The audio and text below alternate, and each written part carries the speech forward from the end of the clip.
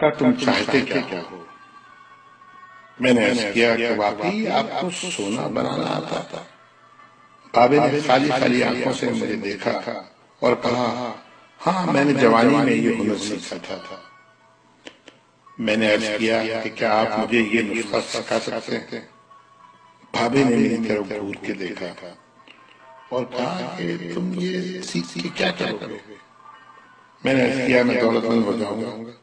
بابے نے زوردار قہقہہ لگایا اور کافی دیر تک ہنستا رہا۔ جب وہ ہنستے ہنستے تھک گیا تو بولا تم دولت مند ہو کر کیا کرو گے؟ میں نے جواب دیا میں دنیا بھر کی نعمتیں حاصل کروں گا۔ بابے نے کہا چلو یہ نعمتیں تمہیں حاصل بھی ہو گئی تو پھر کیا کرو گے؟ میں نے جواب دیا میں خوش ہوں گا اور مجھے سکون ملے گا۔ اس نے مسکراتے ہوئے میری طرف دیکھا اور کہا گویا تمہیں سونا اور دولت نہیں سکون چاہیے۔ میں خاموشی سے اس کی طرف دیکھتا رہا اور کافی دیر تک خاموش گھورتا رہا۔ بابے نے مجھے جھنجھوڑا اور کہا دراصل تم سکون اور خوشی کی تلاش میں یہاں آئے ہو۔ میں اس وقت کیونکہ ایک نوجوان تھا اور باقی نوجوانوں کی طرح یہی سمجھتا تھا کہ دولت ہی سکون اور خوشی حاصل کرنے کا ذریعہ ہے، لیکن بابے کی باتوں نے مجھے کچھ الجھا سا دیا تھا۔ اسی الجھن میں میں نے ہاں کہا دی۔ بابے نے ایک لمبا قہقہہ لگایا اور پھر دیر تک ہنستا رہا اور کہا کاکا میں تمہیں سونا بنانے کے بجائے انسان سے بندہ بنانے کا طریقہ کیوں نہ سکھا دوں؟ میں تمہیں دولت مند ہونے کے بجائے پرسکون اور خوش رہنے کا گر کیوں نہ سکھا دوں؟ میں خاموشی سے اس کی باتیں سنتا رہا، حالانکہ مجھے ابھی کچھ سمجھ نہیں آ رہا تھا۔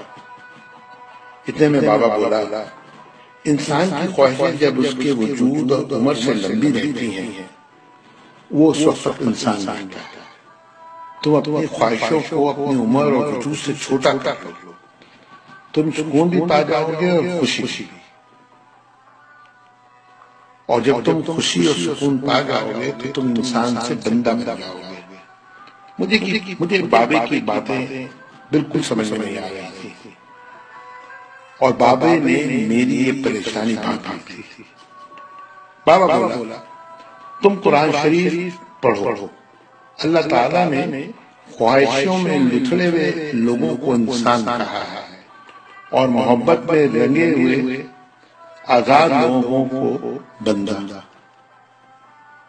دنیا میں کتنے انسان آئے اور بہت دولت کمائی، بڑی عمارتیں بنائی، کیا وہ سب ساتھ لے گئے تھے؟ کیا سب وہ خوش تھے؟ تم بھی کیا خوش ہو؟ پھر بابا خود ہی بولا نہیں، جب تک تم تانبے سے سونا بنانے کے چکر میں اور خف میں مبتلا رہو گے اس وقت تک خوشی سے دور بھاگتے رہو گے اور بھٹکتے رہو گے۔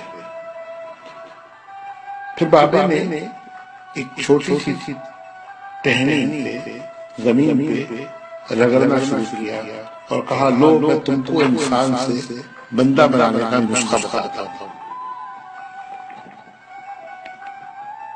اپنی خواہشوں کو اپنے قدموں سے آگے نکلنے نہ دو، جو مل گیا اس پہ شکر کرو، جو چھن گیا اس پر افسوس مت کرو، جو مانگے اسے دے دو، جو بھول جائے اسے بھول جا۔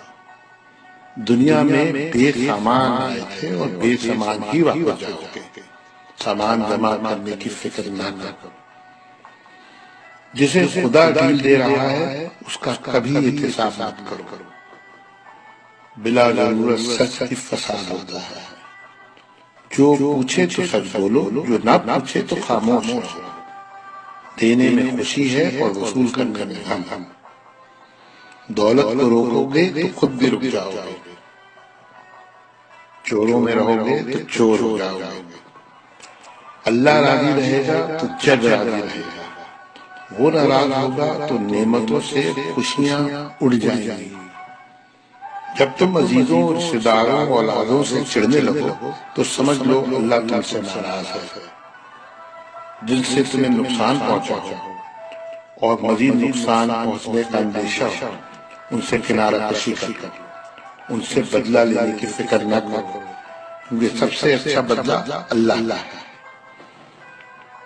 جب تم اپنے دشمنوں کے لیے اپنے دل میں رحم محسوس کرو تو سمجھ لو تمہارا خالق تم سے راضی ہے۔ ہجرت کرنے والے کبھی گھاٹے میں نہیں رہتے۔ بابے نے پھر میرے کندھے پہ ہاتھ رکھا اور کہا جاؤ، بس ایک چیز کا دھیان رکھنا، کبھی کسی کو خود سے نہیں چھوڑنا، دوسروں کو فیصلہ کرنے کا موقع دینا، یہ اللہ کی سنت ہے۔